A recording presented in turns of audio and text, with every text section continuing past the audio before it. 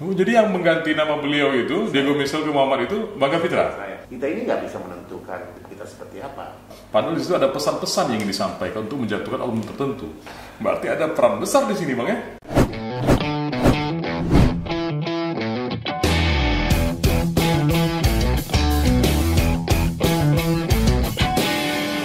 Selamat datang di dunia nyata, karena ini bukan mimpi. Kapitra Ampera!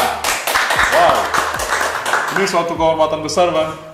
Podcast Bukan Mimpi didatangi oleh tokoh nasional.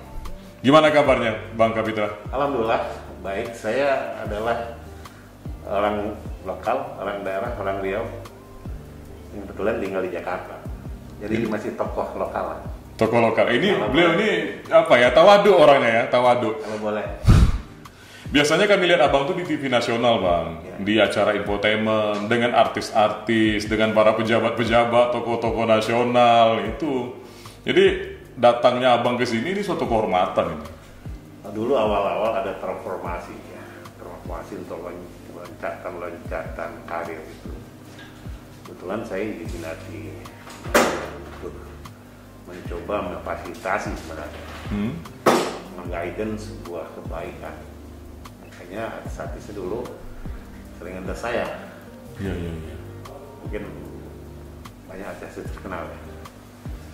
Tapi secara intelektual ya itu tidak ada challenge ya, untuk melanjutkan pemikiran-pemikiran yang dapat memberikan pencerahan ke masyarakat. Jadi saya tidak akan. Jadi ini yang paling diingat itu, ini mau konfirmasi langsung ke abang ini. Mau konfirmasi langsung, Diego Michel main bola tim nasional itu infonya itu mualafnya dipengaruhi oleh seorang Kapitra Ampera. Apa betul itu, Bang? Iya, saya sadarkan dia di meja pengacara di Pengadilan Jakarta Pusat. Saya dialog dengan dia dalam bahasa Belanda karena saya sama-sama dengan almarhum Al-Hazar dulu di Leiden. Dan saya mengerti bahasa ibunya dan saya menjelaskan terminologi Islam dan perspektif intelektualitas dan religius ya. Dan akhirnya tertarik. Saya hanya perlu waktu 2 jam. 2 jam? Iya. Lalu saya sahadatkan di situ. Di meja pengacara, di depan ada hakim, ada jaksa, saya sahadatkan di situ. Oh, jadi itu benar, Bang ya? Bukan hanya isu-isu infotainment saja, Bang ya? Saya kasih namanya Muhammad. Oh, jadi yang mengganti nama beliau itu, Diego Michel ke Muhammad itu, Bang Kapitra? Saya. Nah, hubungan sampai sekarang bagaimana dengan beliau? Terus, semua sekarang kan juga dia juga belajar terus ya. Jadi ya kita bisa melakukan sesuatu tidak tergantung tempat dan waktu. Kalau ada wish, ya, ada keinginan untuk melakukan yang baik, jangan ditunda kan. Ya, saya melihat ada peluang, ada opportunity. Supaya ini ada masa agama ilitas kuno ilai ya, ada kecenderungan hatinya untuk Islam. Ya udah sekalian eksekusi kan. Apakah bisa disatukan tuh, Bang? Abang kan banyaknya di bidang hukum, Nah, cuman abang kan diketahui orang sebagai sosok yang religius juga. Apakah bisa digabungkan 2 hal ini, Bang, dalam pengelolaannya? Spektrum hidup itu kan satu kesatuan, tidak bisa dimutilasi sebenarnya. Oke. Kalau bahasa agama mengatakan revolusinya tuntas dan kadar terputus. Tidak ada, kembali pada tiada. Dalam perjalanan waiting to time itu ya, itu banyak hal-hal yang mengisi hidup kita. Orang mengatakan life the waiting to die ya, hidup itu nunggu kematian. Ada juga mengatakan waiting is boring. Kalau kita menunggu saja, tentu kita akan bosan. Tetapi dimensi hidup dan dinamika hidup itu harus bersandar pada poros. Poros itu adalah regulasi yang diciptakan oleh pencipta semesta, pencipta hidup sendiri. Kita ini nggak bisa menentukan hidup kita seperti apa. Kita cuma bisa mendesain, tapi tidak bisa mendesain. Kita bisa berikhtiar, tapi kita tidak bisa memutuskan. Ajaran agama itu memberi ruang kepada manusia untuk masuk semua dimensi kehidupan, lalu berbuat baik, tidak membuat kerusakan. Nah, ilmu hukum itu bagian spektrum kecil dari sebuah kehidupan. Ada hal-hal yang tidak diatur secara eksplisit oleh teologi, dan itu diisi oleh hukum-hukum yang dibuat oleh manusia. Saya analogikan satu aja, di traffic lights gitu ya, di perapatan. Orang berhenti karena simbol-simbol lampu merah, kuning. Saya bikin itu. Tapi karena itu ada aturan yang memberikan keselamatan atau ketaatan pada hukum itu, kita laksanakan. Nah, untuk itu tidak ada pertentangan antara kehidupan keseharian dengan dimensi ilmu pengetahuan. Karena untuk memahami Islam, Anda harus belajar semua sains. Al-Quran tidak bisa dipahami hanya dengan baca fikih. Karena menurut saya 93,72% Al-Quran itu isinya science, knowledge, power of knowledge. Hanya sebagian kecil ada power of magical. Jadi kalau nggak ngerti biologi, astronomi, fisika, kimia, Anda nggak paham tentang Islam itu sendiri. Makanya dibias hari ini. Nah, saya masuk di wilayah-wilayah hampa seperti itu, dan saya mempelajarinya hampir 15 tahun. Saya bolak-balik ke pusat Islam itu diturunkan. Apakah background abang sebagai seorang mursyid? Kita dapat kabar abang juga seorang mursyid katanya. Ini juga mempengaruhi cara pikir abang terhadap kehidupan. The real of reality itu, kenyataan hidup itu tidak disandarkan pada reality yang dimulai dengan simbol-simbol. Saya nggak suka dengan simbol-simbol. Tidak ada jaminan simbol-simbol manusia terhadap kesolehan, kebaikan orang. Karena assessmentnya tidak ada pada manusia. Assessment spiritual journey itu, perjalanan spiritual manusia itu ada pada akhir sebuah kehidupan. Apakah dia husnul khatimah atau tidak? Tetapi kita bisa melihat dia punya akhlakul karimah apa tidak. Betul. Ya. Tandanya adalah dia bermanfaat banyak orang atau dia merusak banyak orang. Jadi saya tidak pernah berpikir soal simbol-simbol yang tidak reality, tidak the real of reality. Yang ini, yang itu, maaf. Tidak, saya adalah seorang hamba yang mencoba memahami perintah-perintah Tuhan saya dan mencoba menjalani, meskipun tidak banyak yang bisa dijalani. Sebagai manusia punya keterbatasannya banyak, karena itulah given ya, takdirnya. Bahwa kita adalah lemah, kita tidak bisa menciptakan satu pasir saja. Lalu kenapa kita harus sombong?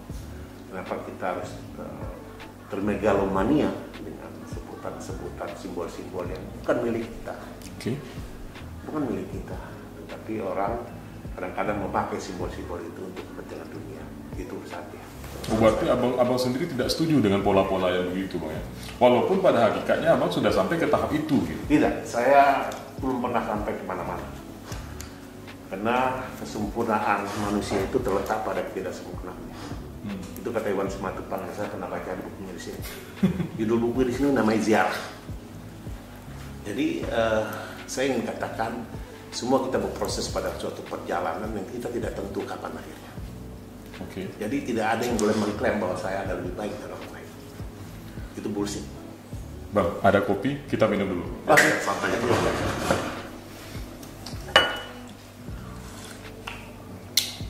Jadi berkiprah di pusat, abang masih sering balik ke Pekanbaru? Pekanbaru tempat takdir saya berpijak ya.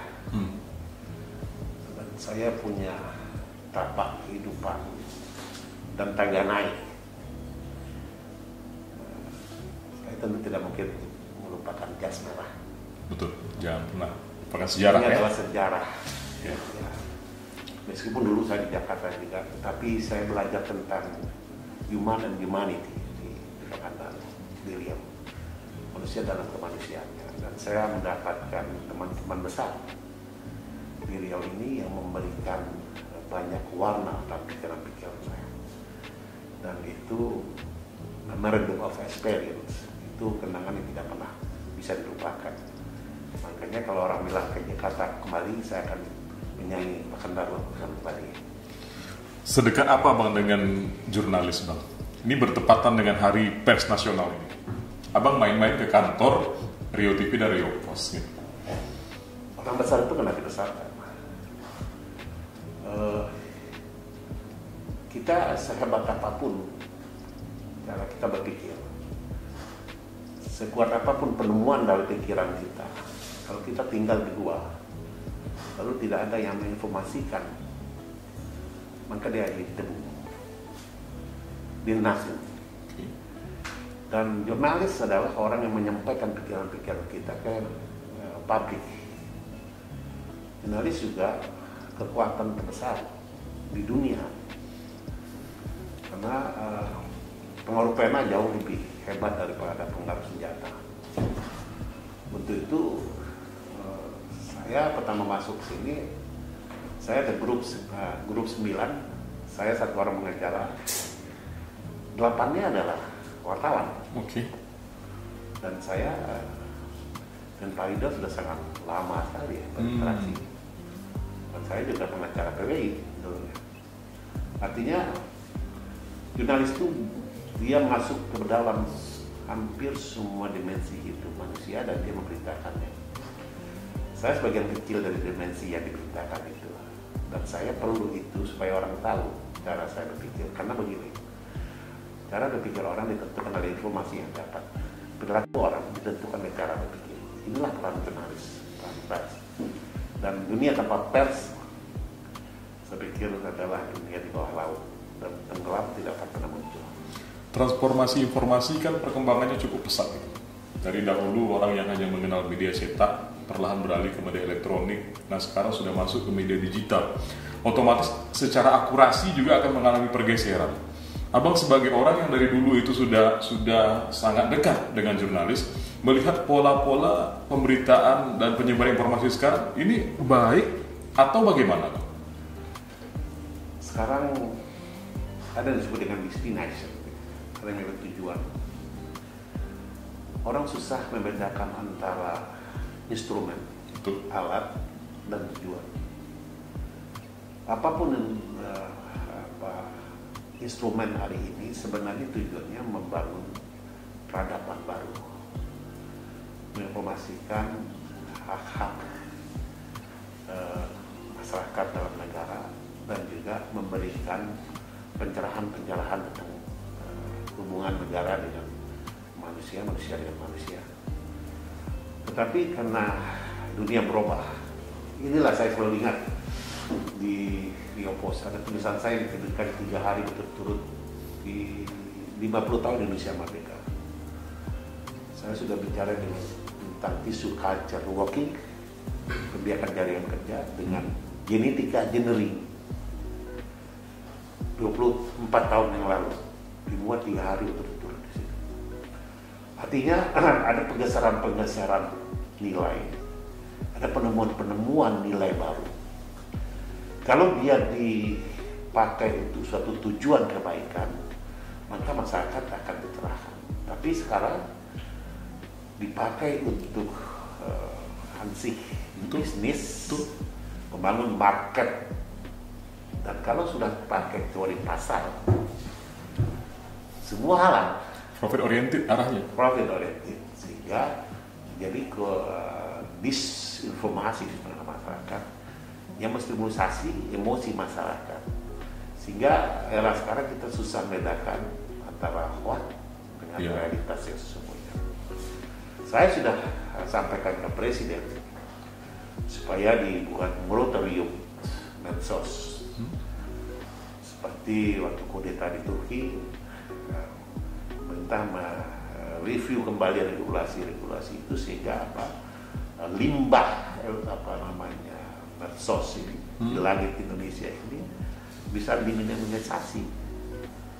Ternyata dari banyak kawan menganggap itu bagian dari demokrasi. Sementara kita tidak mengerti demokrasi itu apa. Betul. Sama dengan orang berkata cinta, dia tidak tahu cinta itu apa. Nah, orang yang tahu tentang cinta dia tidak bisa mengatakan cinta itu apa. Itu sebenarnya. Ternyata Bang Kapitra ini romantis juga ya. Bang, abang itu kalau kita baca di medsos, kita lihat di TV dan tayangan-tayangan itu di framing sebagai sosok yang keras, tegas. Apa betul begitu Bang keseharian Abang? Saya harus punya struktur berpikir untuk menyampaikan informasi itu dengan sistematika. Oke. Berpikir. Kalau kita tidak memposisikan seperti itu, maka banyak sekali orang akan tersesat dengan pikiran.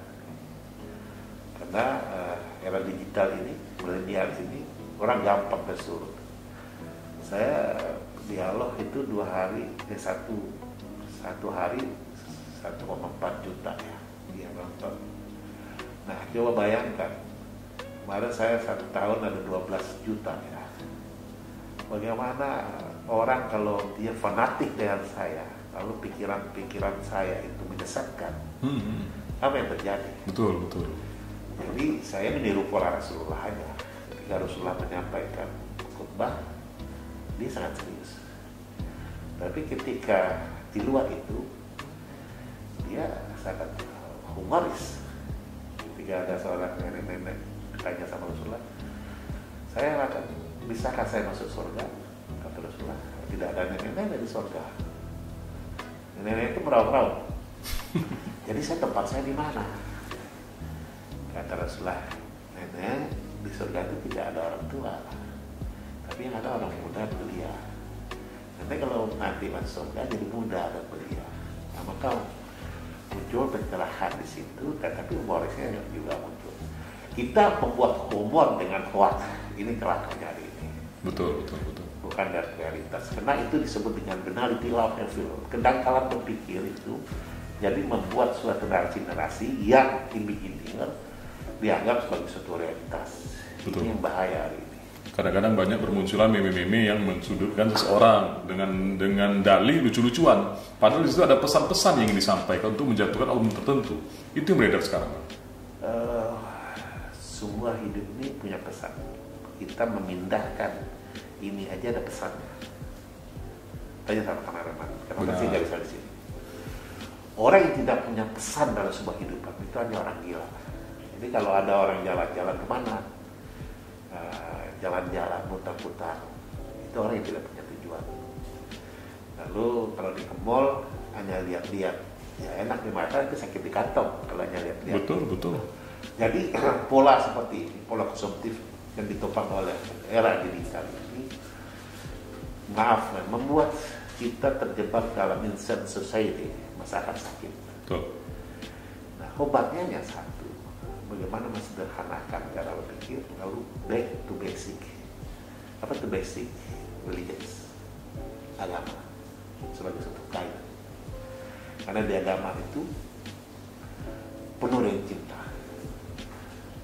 Ketika Israel datang kepada Ibrahim, diutus oleh Allah untuk mencabut nyawa Ibrahim, kata Israel, wahai Khalilullah, wahai kekasih Allah, aku diperintah oleh Allah untuk mencabut nyawa engkau.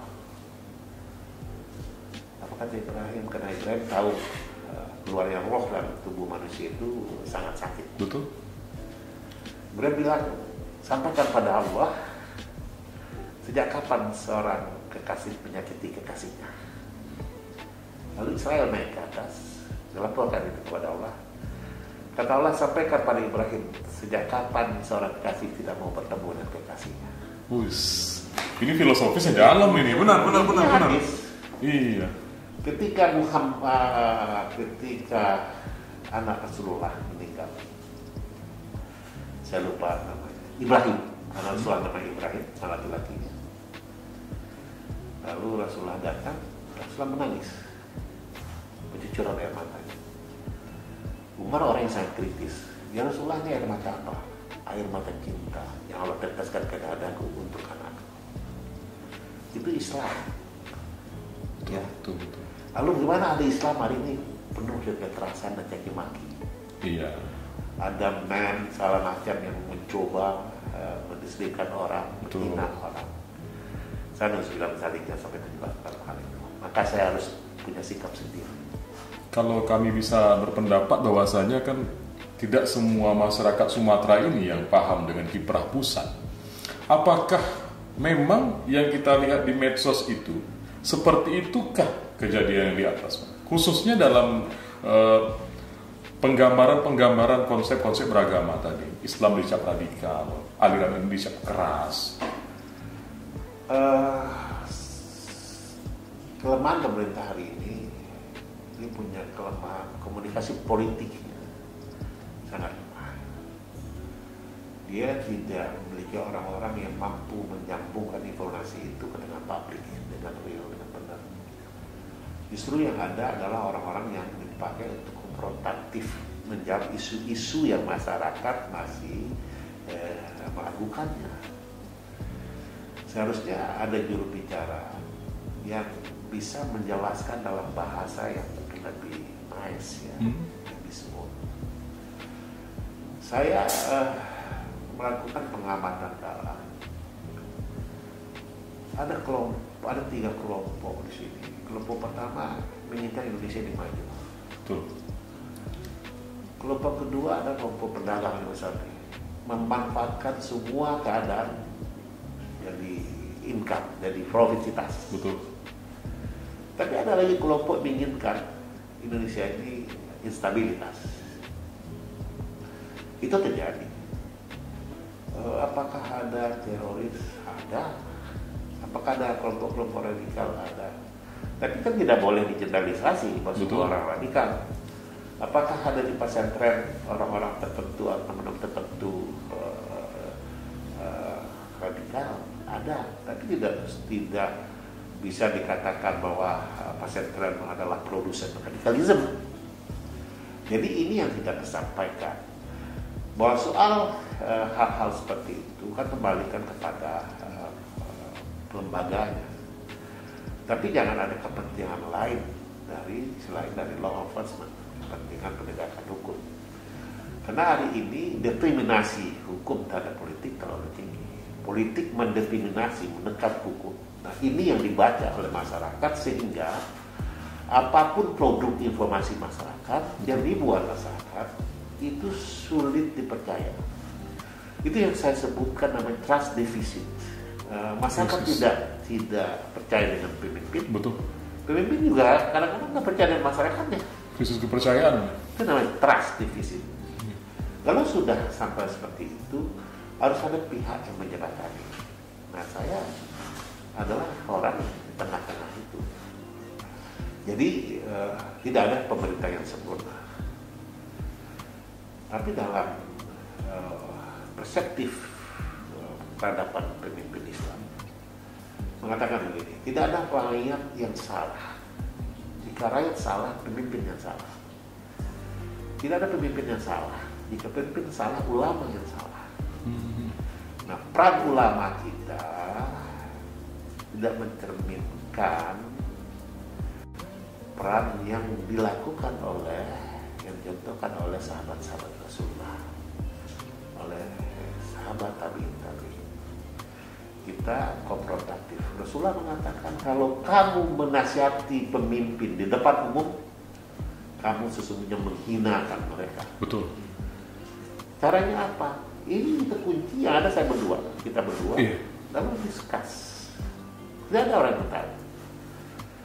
Tetapi sekarang tidak begitu. Orang bicara Islam, tapi dia meninggalkan Islam sebagai guidance of life. Dalilnya demokrasi, Bang.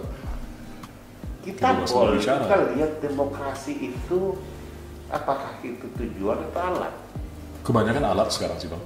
Demokrasi itu alat untuk prosperity, untuk mensejahterakan orang, bukan tujuan. Sekarang demokrasi itu jadi tujuan. Nah, demokrasi dalam perspektif orang-orang hari ini adalah anarkisme. Betul.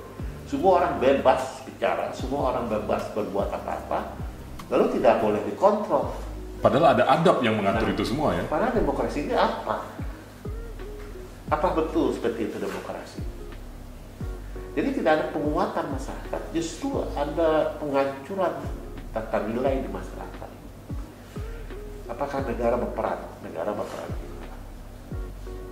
Karena ada cara-cara yang tidak terkoneksi ke tengah masyarakat. Salah satunya terjadi lamanya komunikasi politik pemerintahan. Oke, Bang, langkah politik Abang, Bang, yang melakukan lompatan besar dari 212 masuk ke Partai Nasionalis yang beragama PDI ya, PDI kan berhasilan nasionalis. Ini kan banyak yang mengecap nih Bang Kapitra berkhianat ini. Sering nggak dapat bahasa-bahasa begitu? Dan Abang menanggapinya bagaimana, Bang? Saya tahu betul jutaan ya, hinaan itu saya terima. Saya berbangga diri aja, artinya terlalu banyak orang mencintai saya. Sehingga setiap gerak saya harus selaras dengan pikiran orang-orang yang mencintai saya. Okay. Ketika saya keluar lalu mereka tidak memahami kenapa saya keluar, tetap ada reaksi. Itu reaksi dari rasa cinta saya. Tetapi saya itu gak kemana-mana sebenarnya. Sebenarnya saya tidak pernah buka. Nah, saya berprinsip dulu kita harus selalu mengatakan yang benar, tapi tidak seluruh kebenaran harus dikatakan. Betul. Dari opos nih, apa saya katakan kalau saya tidak masuk selesai republik. Oh, wow. Ya. Berarti ada peran besar di sini, Bang ya? Artinya begini, ada konfrontasi yang terbuka dalam stigma-stigma politik yang menajam. Dan kita tidak bisa bedakan mana kelompok Islam, mana kelompok radikal, mana kelompok nasional. Kedua, saya juga ingin menyampaikan bahwa tidak ada yang bisa dirubah dari jalan. Okay. Informasi yang ada di luar tidak pernah bisa sampai ke dalam karena ada hemong kalau tak berani bilang. Betul. Ada benteng yang kuat dan yang membawa pesan itu ke dalam tidak ada. Kedua, tidak ada juga yang bisa menginformasikan apa sesungguhnya yang ada di dalam. Betul. Nah, saya ambil peran itu mencoba membangun komunikasi. Tapi saya tidak bilang jati diri, itu pertama. 212 itu adalah konteksnya penegakan hukum. Ada penistaan. Sebelum GNPF ulama MUI muncul, saya sudah bikin tapa di advokasi pembela agama dan mengkritisi itu dengan hal-hal yang sangat sakralitas dimasukin oleh orang-orang yang tidak punya kompetisi di dalam. Setelah proses itu berjalan, lalu orang yang dituduh menista agama dihukum. Yeah. Jadi misi saya Selesai gitu. misi dengan kawan-kawan yang lain selesai. Tapi ini dibangun sebuah gerakan politik yang tidak jelas. Kita ini adalah kelompok Islamis sebagian besar masih jadi kerumunan, belum jadi kekuatan. Ya, kita ini masih kuantitatif tapi belum menjadi kualitatif. Ya. Diskursus nasional, coba lihat orang Islam yang terlibat dalam memutuskannya.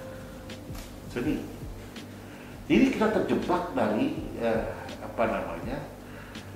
imajinasi yang kita bangun tentang pemerintah. Karena ada kepentingan lain. Saya tidak larang dua tempat itu saya ada, saya tahu itu semua. Ada kepentingan-kepentingan yang selama ini tidak dapat menerima suatu realitas politik. Ya kan? Kata Rasulullah, haram menjatuhkan pemimpin yang sudah dilantik. Betul. Tapi ada orang-orang yang selalu ingin mementens ya kondisi itu terus-menerus. Jadi saya katakan, pengangkatan mana yang saya lakukan? Semua aksi sampai selesai 2012 terus saya ikut sampai Ahok dihukum. Saya memimpin di Mahkamah Agung sebelum putusan. Tapi selesai. Apakah saya harus masuk terus di dalam kepentingan yang tidak sama lagi? Betul. Sementara saya tahu ada aspirasi yang harus disampaikan. Nah, partai adalah aspirasi politik. Apakah saya tidak boleh masuk politik? Saya kan tidak murtad dengan masuk ke PDI. Betul. Saya tetap memegang agama saya. Nah, tidak, karena itu personal. Justru menurut saya kita butuh sosok-sosok ulama di partai-partai yang begitu, Bang. Nah, inilah yang saya lihat. Saya bilang sama Adil Fitri, saya mau masuk PDI. Saya sampaikan. Karena perjuangan ini tidak akan sampai didengar kalau tidak ada yang membawa informasi pesan ini. Saya menjadi messenger. Betul. Saya menjadi jembatan. Bisa masuk memberikan warna. Betul. Warna baru lah, Bang, ya, dalam dinamikanya. Iya, Bang. Harus punya keberanian. Resiko harus kita tempuh begitu. Untuk katanya comfortable zone, dari zona nyaman masuk ke zona yang berantakan begitu. Betul. Terus saya support aja tuh. Alhamdulillah, karena saya punya niat baik. Tindakan Abang ini agak sedikit berani namanya ini, Bang. Kan mempengaruhi. Saya dulu bikin Beo Merdeka, bukan berani dulu sini. Ya kan? Iya. Banyak pergerakan saya masuk ke sini, saya melakukan perlawanan terhadap pemerintah, membela hak masyarakat. Saya belajar dari Bagan Seremban, Sitbeng, Kota Panjang, banyak tempat pahlawan, banyak tempat saya, dan saya sudah mengerti bagaimana masuk mengambil sebuah keputusan. Nah, Al-Quran mengajarkan begini, ketika kamu sudah mengambil sebuah keputusan, kamu istiqomah. Oke. Risiko ya pasti ada. Bang, sebagai tokoh nasional mewakili kawan suara-suara kita yang di Sumatera ini, apa pesan Abang terhadap generasi muda Sumatera, Bang? Saya ingin katakan, dunia ini terbuka dan semua peluang bisa dimasukkan oleh generasi muda manapun. Sekarang orang tidak lagi terbuai untuk hidup papas masuk dalam institusi pemerintah. Betul. Dia bisa menciptakan apa saja. Kedua, dia harus masuk ke dunia politik kalau ingin menguasai republik. Ya. Kalau dia ingin bisa mayoritas di DPR, maka dia bisa atur republik jadi apapun. Jadi kalau hanya berteriak di jalanan, maka tidak akan ada perubahan apapun yang ada dalam. Tapi dia harus punya keberanian masuk ke dalam, lihat apa yang terjadi di dalam, rubah.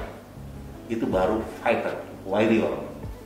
Ya, itu baru petarung. Ya. Jangan pernah jadi loser, pecundang, hanya berteriak di jalanan, lalu tidak berani bertarung di ring yang sesungguhnya. Jadi kita harus jadi fighter, Bang, yang bukan jadi loser. Warrior. Terima kasih, Bang, sudah berbagi kisah di sini. Ini banyak informasi yang kita terima. Dan seperti biasanya, Bang, ini kan acara kita judulnya bukan mimpi. Ya. Nah, kalau seandainya Bang Kapitra sekarang diberi kesempatan untuk bermimpi, dan mimpi itu bisa menjadi terwujud, apa yang paling Bang Kapitra inginkan? Masuk gua. Masuk gua. Iya. Masuk gua. Masuk Masuk ke dalam gua. Masuk ke dalam Gua. gua. Ya. Lalu menghabiskan waktu dengan dialog dengan Tuhan saya. Wow. Ini Karena keinginan saya tidak memiliki keinginan. masuk ke dalam gua dan di situ untuk berdialog. Berdialog dengan Tuhan saya sepanjang hari. Jalan sufi. Saya tidak tertarik dengan Bahasa-bahasa yang begitu simbol-simbol. Karena akhirnya sebuah kehidupan itu akan musnah pada waktunya. Tetapi kemusnahan itu bukan sebuah keniscayaan, karena akan ada akuntabilitas, ada responsibility, ada pertanggungjawaban dari adanya itu. Saya sudah terlalu banyak menghabiskan hidup saya hanya mikirin dunia, rumput tumbuh dan rumput ditelan. Ya, aja itu aja kehidupan. Tumbuh, kita potong, tumbuh lagi kita potong. Itu aja kehidupan kita. Ya, jadi saya pikir tidak banyak orang punya waktu berpikir bagaimana berada dalam suatu aliniasi, lalu dia berdialog mencari hal-hal yang hakikat dari sebuah eksistensi. Dan itu paling menarik dan itu paling nikmat, lebih nikmat dari kuitus. Wah, luar biasa sekali. Ini mimpinya mimpi sunyi nama ini. Selamat datang di dunia nyata, karena ini bukan mimpi. Bang Kapitra Ampera.